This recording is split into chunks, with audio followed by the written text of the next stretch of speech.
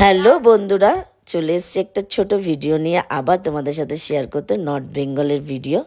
এর আগের ভিডিওতে তোমরা দেখেছো শিটংয়ে আমরা পৌঁছেছিলাম।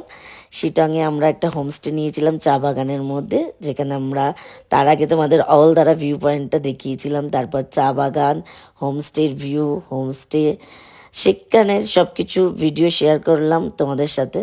তো শিটংয়ে আমরা একদিনই থেকেছিলাম। তার পরের দিন সকাল সকাল আমরা ব্রেকফাস্ট সেরে বেরিয়ে পড়েছি দাওয়াইপানির উদ্দেশ্যে।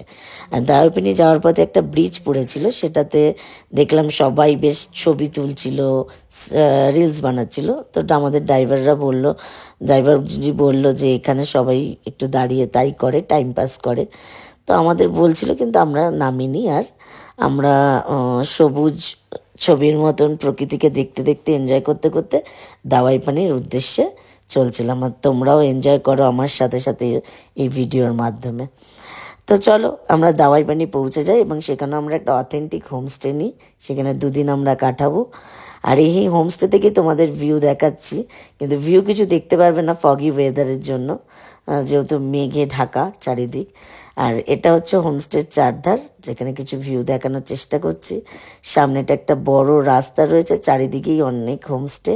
আর এই যে গেটের সামনে বসে রয়েছে আমার বরমশাই, রাস্তায় ঘোরাঘুরি করছে আমার ছেলে, আমি তার মধ্যে একটু ছবি তুলে নিলাম, রিলস বানিয়ে নিলাম। আর মেঘের আড়ালে দেখো সূর্য উঁকি মারছে চারিদিক দিয়ে। আর আমাদের হোমস্টেটা বেশ বড় জায়গা রয়েছে, খালি জায়গা, খুব সুন্দর। এখানে খাওয়া দাওয়া, মানুষের ব্যবহার খুবই ভালো। তো চলো এনজয় করো ততক্ষণ ভিডিওটা। পরের ভিডিও নিয়ে হাজির হবো আবার। ততক্ষণ ভালো থাকো, সুস্থ থাকো, টাটা, বাই বাই।